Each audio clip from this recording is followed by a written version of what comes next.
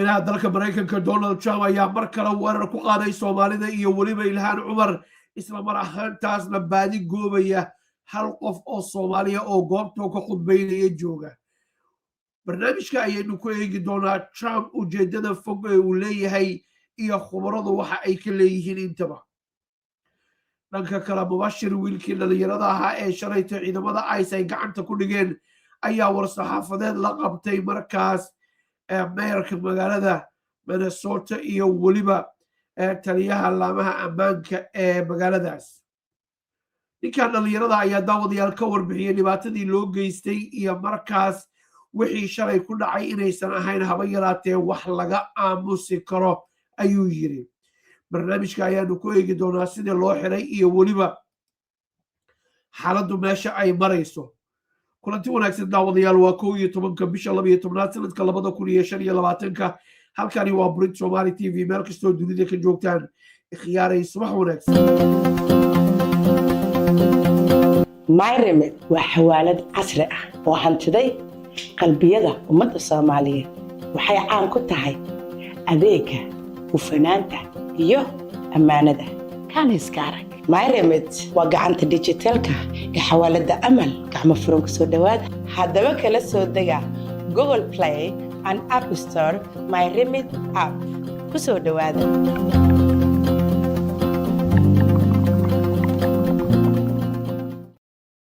وهاك داوديال isku soo noqod wanaagsan aynu ku bilowno dabcan markii hore washir yar baan idin ka tusnay lama garanayo qofka uu yahay laakiin haatan asagii oo hadlaya ayaan idinna balse markii hore sidii loo soo xiray aynu aragno. qaybta barnaamijkan aad haatan arkaysaan waa markii xiritaankiisu uu dhacayay ee ciidamada ICE markaas sida xun ay hore dhaqmeen daawo.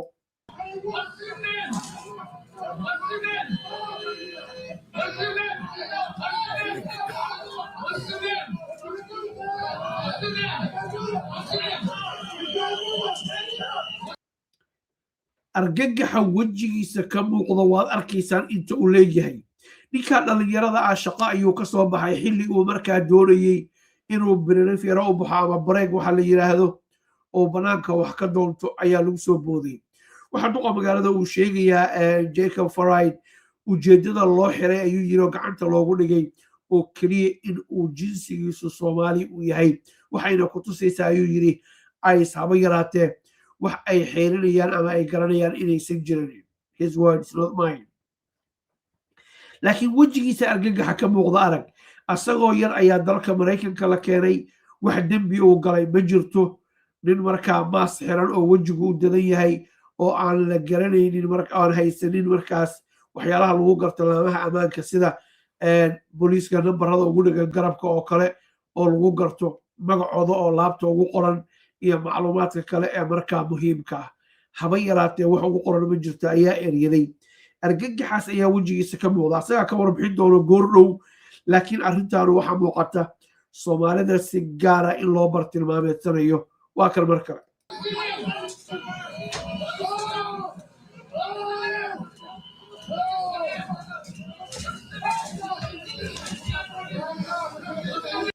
ma qiyaasi kartaa daawada ninkaas gaariga marka lagu ritay maskaxdiisa waxa ku soo dhacayay garab marka ay dadka gacanta ku dhigaan dadku waxay leeyihiin waxaanu gacan ku dhigid iyo xarig ma ahane waa afduub weeye barqadiya. qofkaas waxa laga tuurayaa meel fog cidiisi ma oga taleefon lama xiriiri karo meel uu ku sugan yahay lama yaqaano xaaladiisa cidu kama warqabto haddii la dhoofiyo iyo haddii detention center lagu hayo midna cidu kama warqabto. waa khataraha waaweyn ee arrintaanu haatan ay keentay. meesha dadka marka la xiro police stationka la geeyo magacooda farahooda laga qaado dabadeedna la siiyo fursad ay eheladoodii kula hadlaan ama booliisku ay wacaan oo dhahaan hebel hebel ama heblaayo hebelaayo police stationkaasi joogtaa annaga ayaa qabanay waxaynu doonaynaa inay ogaataan. kuwaas saas ma aha. war Maraykan ayaan ahay dhalasho Maraykan ayaan haystaa bas dokumentigeygana taleefonkeyga ku jiraayo fursad isiiya aan idinku tuso. waa u diideen. mar dambe oo xeeriya fanaal kala dhaceen ayaa gabar ka mid oo ay markaa u adeegaysaa oo ay ka caawinaysaa taleefon ay ogolaanaysaa taleefonkiisii inuu soo saaro. waa kana dhagin daawo mar kale. waa nin dhalinyara oo shaqaynaya oo canshuur bixinaya oo waxba haba yaraatee aan samaynin mushkiladu waxay tahay sida uu sheegay duqa magaaladu jinsiyadiisa ayaa Soomaaliya waa kan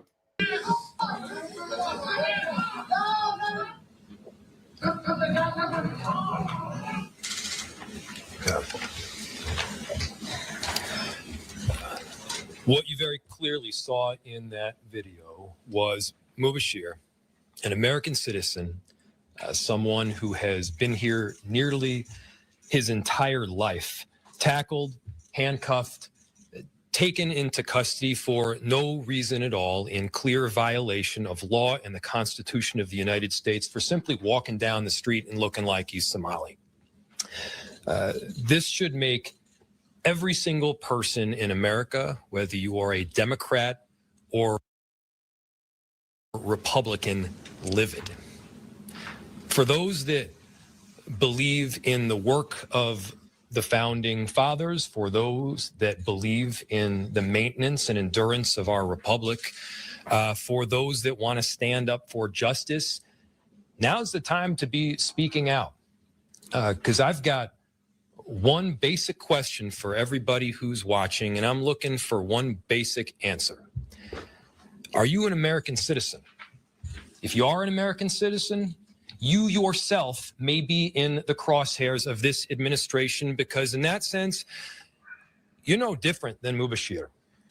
halkaas point aad iyo aad muhiim u ah ayuu soo jeedshay oo markaa bulshada uu kula hadlayo dhibaatada dhacaysa ee loo geystay Mubashir iyo dadka kale la xirxirayana markaa tooshka ku ifinaysa haddii aad tihiin dimuqraadi iyo haddii aad tihiin republicanba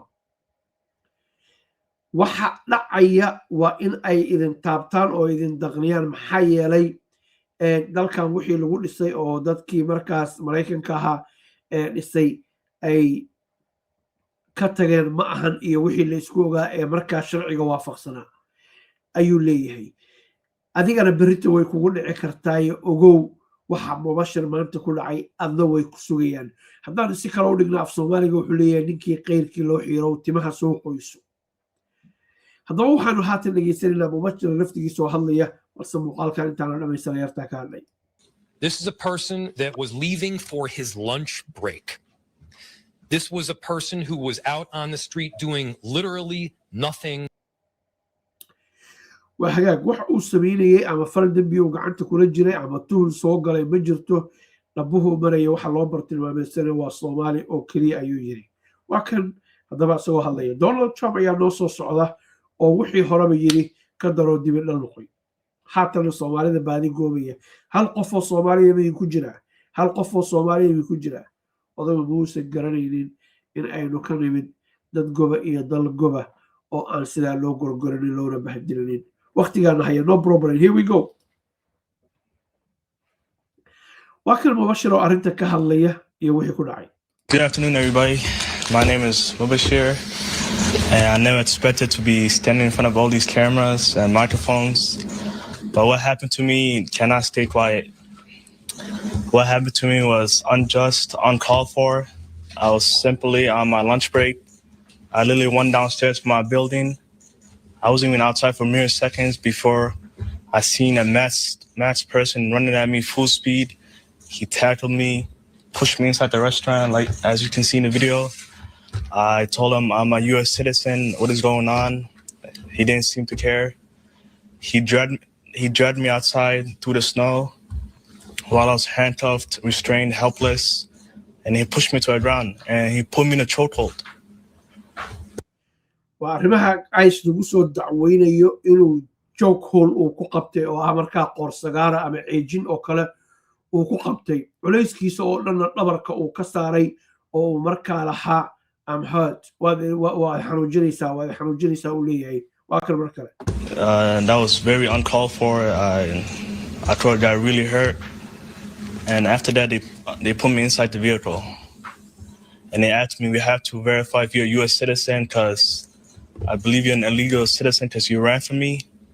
But as you can see in the videos that will be released, I'm simply just standing still. وأنت كل مركز بوليسكو الإرادة عايز واحد يلهدين يجري waad naga cararto tuun baana soo galay laakiin haddaad fideoga fiirshaan anigu ma cararinin waxaan u carara ma jirto dembi ma gelinin citizen dalka u dhasheeyaan sharcigiisa haysta marka ma aanan cararin ayuu leeyahay waxaasoo dhibaataa wax la igu geystaana ma jiranin garo fariinta halkan ka baxaysaa waxa ay tahay in waxay doonto ay samayn karto cid la xisaabtamaysana ay jirinin haddii aad aragtaan waa niman xoog badan oo aad iyo aad u waaweyn isla mar ahaantaasna dadka intay isku duubaan bay dhulka la gelayaan 4 iyo 3 iyo 5 bay ku qabanayaan maalin dhaweed waxay gacanta ku dhigeen gabar neers ah oo awoogeedii saddexaad xataa maraykanka uu ku dhashay iska daa cid kale oo weligeed dembi aan gelinin oo dharkii qabta isbitaalka oo leh war dad baa isugaya xanuunsanaya iyo shifti inaan kala bedeleen bal isbitaalkii la hadla waa u diideen idgiina idin tuso waa u diideen identify yourself waa diideen garano ma gasho ayaa la leeyahay garano kama baxdo I asked them, okay, they said, let me take a picture of you to scan your face to see if you're a U.S. citizen. I declined because how will a picture prove I'm a U.S. citizen? I told him I have my passport. It's in my phone. Can I open and show you? He declined. I told him, can I give you my name and my date of birth? He declined. arrintii kaloo muhiimadda waxay tahay sada ogtii madaalaya dadku haatan aidiyadoodii ama aqoonsigoodii jeebaday ku wataan mubashir taleefonka ayay ugu jirtay waxayna igu yidhahdeen ayuu yidhi sawir baanu kaa qaadaynaa si aynu u ogaano garo waxay haystaan qalab electronic ah sawirka marka lagaa qaado isla markiiba databaseka intaas oo milyan oo picture ayuu markiiba uu dul marayaa dabadeedna haddii sawirkaagu systemku ku jira wuu soo boodayaa waa diiday ayuu yidhi sawirkaasuna ma caddaynaya inaan nin citizen ahay iyo in kale laakiin taleefonkayga waxaa ku jira baasaboorkaygii sawirkiisii aan idin tuso waana ka diiday da'dayda iyo magacayga iyo ciwaanka aan ku noolahay aan ku siiya si aad markaas systemka dowladda uga aragtid kiina waa diiday nin meelu caddahay meelu ka madoobay soomaalidu tiraahdaa mahmadaas halkaan ma ku habboon tahay mise kuma habboona waa maxay aragtidaada waatan So he took me on the other side of Cedar, and they kept me there for 45 minutes, just asking, we have to scan your face, we have to scan your face. After about a whole hour, they said, okay, we can do your fingerprints on our phones. And the fingerprints were not working. So I guess they waited on 20 more minutes, and they said, we're going to take you into Bishop Henry, all the way in Bloomington. While they were driving me all the way there, they were wasting time. They kept going back in the same highway. I told them, are you guys lost? But they said, yeah, this is our first time taking someone in. And I told, they had the maps out and everything. And they were trying to intimidate me. So after I arrived at the facility, they parked up. The gate was closed. And they made me step outside in the snow while it was snowing. And they said, we have to scan your face or we're not going to let you inside the car. So I had no choice. I let them scan my face. I was so cold. I guess the face thing, I guess it didn't work. So they finally took me inside the facility. They kept me there for another 20, 30 minutes. I seen other people that were there in holding cells. And at that time, I asked for water. They declined my water. And I also asked for medical assistance because my hands were numb and my back was hurting because he pushed me down and he put his whole body weight. They told me we don't have any medical staff at the facility. So I said, can I get water at least? They declined. And I guess finally some lady listened. waxagaag daawaday sidaad maqlaysaanba waxaa loo diiday inuu helo kaalmo caafimaad ayuu loo diiday inuu helo oo uu weydiistay ay yidhaahdeen haba yaraatee halkan cid markaas dhakhaatiira ama neers haba yaraatee ma joogto galaas biyaha la isiiyo isagiina waa loo diiday sababta loogu diidayna ma cadda laakiin waxaa muuqata dadka ice ay gacanta ku dhigtay meelaha ay dadka ku hayaan in ay aad iyo aad loogaga cabanayo dhinaca hygieneko aad iyo aad u liita uskaga iyo qurunka isdhex yaalla iyo maalintii 24 saacba hal mar markaas in lagu siinayo wax yarood afka ku dhufatid oo aan bakaa dhegaynin laakiin ninkan xataa biyo ayaa loo diiday sidoo asagu sheegayo garabkiisa waxaa taagan taliyihii booliiska ee magaalada ayaa taagan oo fahmi karaya waxaa la yidhahda police brutality markii booliisku ay ku xadgudbaan dadka sharciga ay hareer maraan kulligood ma ahan in yaroo ka mid ah maraykankuna waaba ka daran yahay meelaha kale waa kasii badan yihiin ay dhibaato dadka u geystaan raaligelin buu ka bixinayaa qof uniformkan xiranayo oo kala xiran inuu sidaa kuu dhibaateeyo calaa kulli xaal mubashir waxaa dhacaysa mid ka mid a ciidamada ice markaas in ay si ka duwan siday kuwii hore ola qabayeen ay ola dhaqmayso dabadeedna la soo dayin doono la oranayo orod gurigaagii aad isagoo gurigiisii ka fog meel fog meeshii shaqada ka fog meel fog la joogo lagu yiri orodoo barafka ku dhex luga oo nabadgeliyo waa kan marka I told her, yo, can you turn on my phone? I have my passport card. And she finally let me use my phone. I showed her. And she said, okay, we still have to do your fingerprints. I did my fingerprints. And they finally let me go. And I asked them earlier today, you told me you were going to take me back to Cedar where you picked me up at. Are you guys going to still offer me a ride? Because at that point, I didn't know if anyone knew where I was because they turned off my phone, they turned off my location. cabsida kaloo jirta waa taasaa telefonkiina off baa laga dhigay locationkiina waa laga dameeyo GPS kuma soo qaban kara xataa haddii ehel iyo qaraaba ay kusoo raadin lahaayeen meel aad dunida ka joogto meel aad dalka ka joogto cid taqaanaa ma jirto cidda ku afduubatay ama ku xirtay ama ku wadatay xornimadaadii kuu diiday baabuurkay wataan taariga malahan ayaga meel loo raaca lama yaqaano waa lagu watay haddii dad uniformka qaba oo aan dowladdaba ka tirsanayn ay sidaasoo kale yeelaan dhibaato kuu geystaan yaa loo haystaa marka ninkan waxaa muuqatay in ammaankiisa la gorgoriyey uu u baqay markaas ammaankiisa iyo xaaladda uu ku sugnaa iyo iyadoon cidu aysan ka warqabinin haba yaraatee meeluu celiwiya jaan dhigay just ka fakar dhibaatada intaa leeg ninkan dhalinyarada ay soo food saartay oo dembi uu galo maalinta lagu haysta aysan jiranin fingerprinterkii laga qaaday dabadeedna markaa kadib la soo daayay They don't, like, you don't know where you're at. So I asked them, can you take me back to where you picked me up from? They said, no, you have to walk in the snow. Like, they were being serious. I asked 3 times, they said, no, you're walking. But eventually my parents came and picked me up. And yeah, all I did was step outside as a Somali American and I just got chased by a masked person. The agent then, at one point, he didn't identify himself. He didn't say, ICE, stop. Like, I felt like I was getting assaulted. I was getting kidnapped. And that's...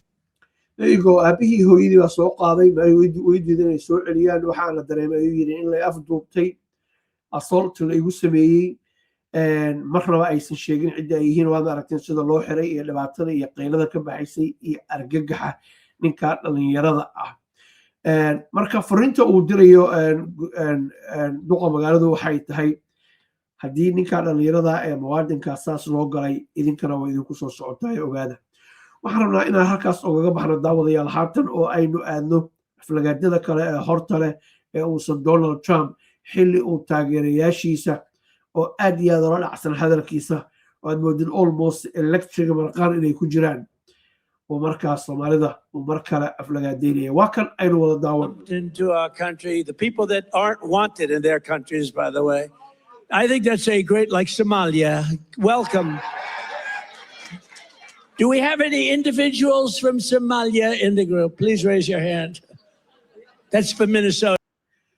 You see waxa uu samaynayo dabcan dalkooda laga rabin ayaa dhibaato ugu haya like Somalia lagama hadlaynin mawduuca kuma aysan jirinin mega oo ah mega America grade oo kala jabtay ayuu bal intii yarta ahayd oo u hartay ayuu islahaa albeer la xawso oo markaas wixii loo doortay nin furanaya iska dhig marka diiradda waxa uu saarayaa Soomaaliga ayuu saarayaa garo oo xasuusno daawadayaal in badan ayuu Ilhan weerarayay xilligii hore madaxweynaha uu ahaa Soomaalida iyo wadamo fara badan uu weeraray magacyo foolxun uu yeeray laakiin haatan wixii Minneapolis ka dhacay Soomaalida lagu eedeeyay qaarna la xukumay waxa ay Donald Trump siisay dubbo uu Soomaalida uu ku garaaco su-aashu waxay tahay darsi noocee ah ayaynu ka baranaynaa in arrimahaas oo kale aysan lagu soo noqonin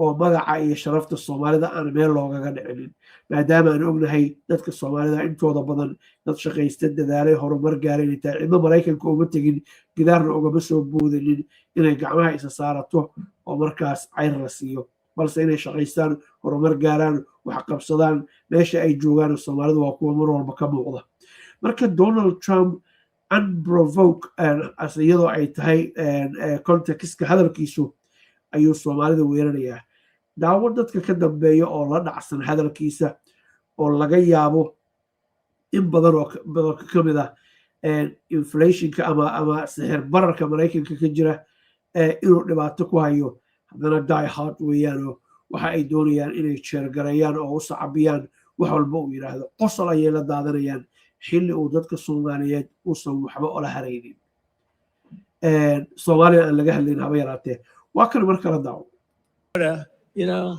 hada waxau leeyahay qof soomaaliya bay ku jiraa dadkiina halkaa jooga that is for Minneasota halkaana ma joogaan dhibaatadu halkaas ayay ka jirtaa farta ayuu ku fiiqayaa That's called the great big Minnesota scam with one of the dumbest governors ever in history.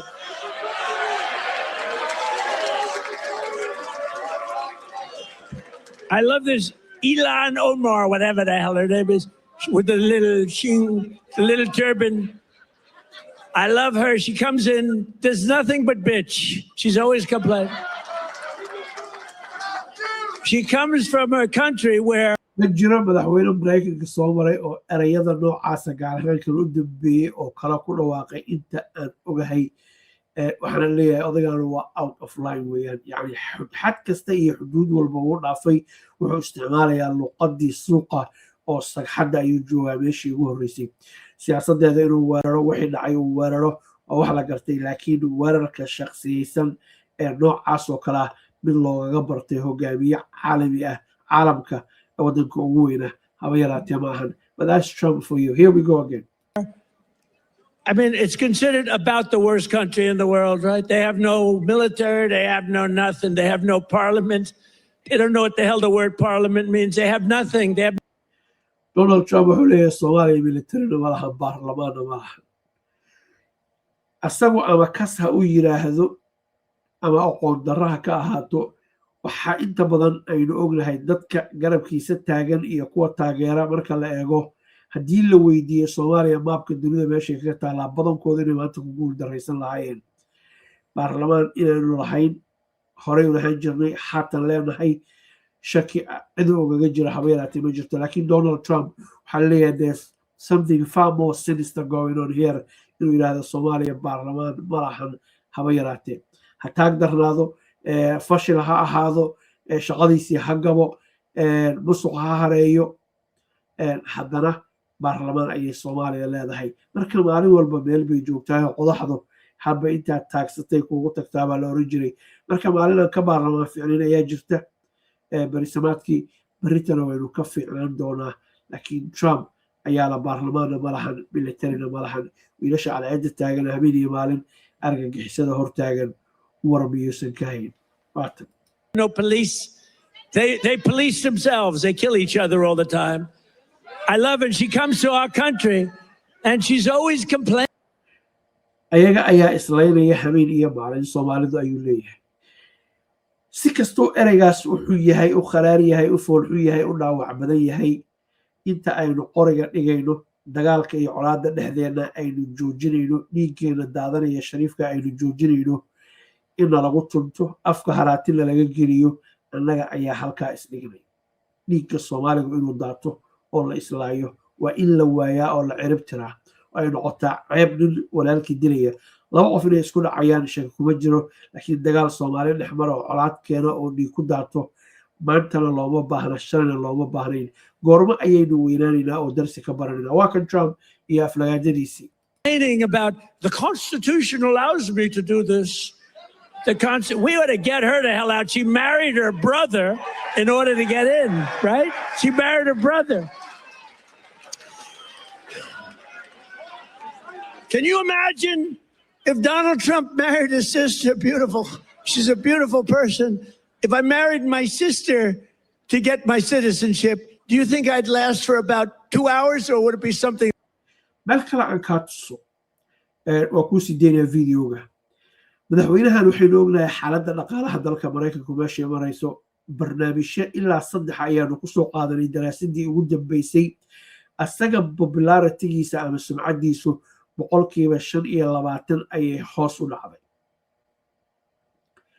oo meel aad iyo aad u liidata ayuu joogaa raala hada -25 weeyaan intaa kurka oo kaliya ayuu biyaha ka dhowranayaa laakiin waxaa muuqata inay biyuhu soo haraynayaan oo ay ku soo socdaan si kale haddaan u dhahna he's barely keeping his head above the water meesha xaaladiisu ay marayso dhaqaalihii sixir bararkii taarifkan ama canshuurtan meel walba uu kala dhacay oo sababtay in markaas ay wax walba maraykankii qaaliyoobaan meesha uu tagaba Soomaali inuu caayo waxaa la leeyahay waxa guddig u ah laba waxyaaloodba in gudaha waxa ka jirana uu ku qarinayo isla mar ahaantaasna wax weyn oo dadka uu u sheego oo ku qanciyo uusan haysanin marka maskiin baa iska la fuuro leh fartaha lagu fiiqo laakiin waxay ku soo noqonaysaa dadkii Minneasota dhibaatada ka geystay ayay ku soo noqonaysaa oo fursad siiyay Donald Trump inuu intaa iyo in ka badan ugu sameeyo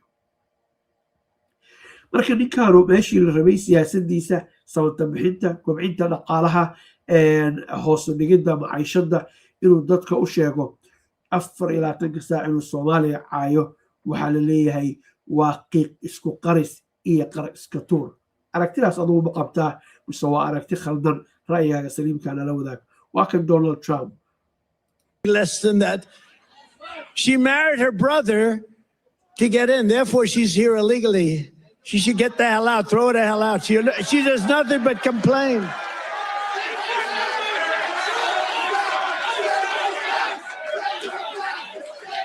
shirkadda dhismaha guryaha ee Qibla Homes guryahan qurxoon oo indhuhu qaabilayaan oo qalbiguna ku doogsaday waa qasriyadii Qibla Homes haddii aad qacdii hore ashqaraar la qabactiri waxba yaanu ku qaadin qalbi daraandarkuye kaalay Qibla Homes way ku qaabilaysaa shirkadda Qibla Homes waxay mashaariic ka wadaan Nairobi South Sea iyo Mombasa Niyali shirkadda guryaha ay dhisayso waa apartments iyo villas waxayna ka kooban yihiin 5 bedrooms duplex 4 bedrooms duplex 2 bedrooms duplex iyo sidoo kale 4 bedroom 3 bedroom 2 bedroom iyo 1 bedroom caadi ah guryaha qaar waxay leeyihiin qolkii shaqaalaha qaabka shirkaddu wax u dhisayso waa qaab heer sare ah oo Turkish style ah guri kastana waxa uu leeyahay masaajid madaraso swimming pool iyo gym playground meelaha lagu caweeyo ama sitting area wiishashkii motor automatic ah ceel biyood internet parking supermarket pharmacy cafeteria security guard iyo CCTV camera iyo facilities kale oo dhammaystiran shirkaddu waxay ugu baaqaysaa macaamiisheeda in beec dhimis